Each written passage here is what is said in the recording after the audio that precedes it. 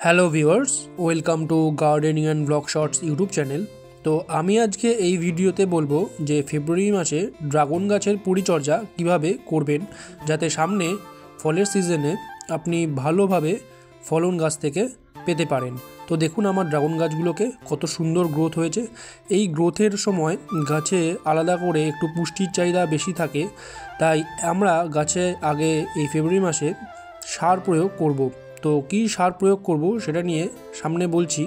তো দেখুন এখন এই রকম শুটস বেরোবে, তো এই শুটসগুলোকে ভেঙে দিতে হবে, কারণ এইগুলো বেশি হয়ে গেলে গাছের বেশি খাবারগুলো এরাই টেনে নেবে আর ফল হবে না।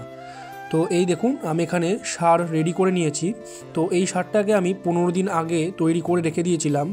তো এখানে আমি নিয়েছি গোবর সার, হাড় গুঁড়ো, শিংকুচি, নিম খোল, সর্ষের খোল ইত্যাদি দিয়ে আমি মিশ্র সার তৈরি করেছি। এই মিশ্র সার গাছে দিলে আর আলাদা করে মাইক্রোনিউট্রিয়েন্ট স্প্রে করার কোনো দরকার হবে না, তাও আমি গাছে মাইক্রোনিউট্রিয়েন্ট একটু হলেও স্প্রে করব। তো এই সারটা গাছের গোড়ায় ভালো করে দিয়ে দেব।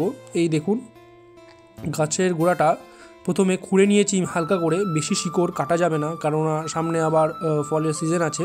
গাছকে বেশি স্ট্রেস দিলে গাছে কিন্তু ফল আসতে দেরি হবে।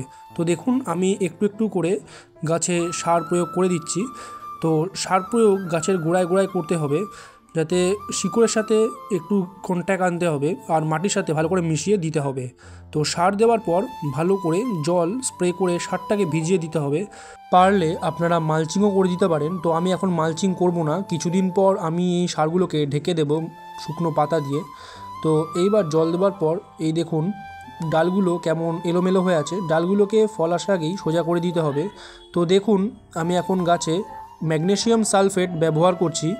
তো ম্যাগনেসিয়াম সালফেট ব্যবহার করতেই হবে, তার কারণ হচ্ছে সামনে গরম আসছে, গাছগুলোকে সবুজ রাখতে হবে, তাই জন্য ম্যাগনেসিয়াম সালফেট এখন ব্যবহার করতে হবে।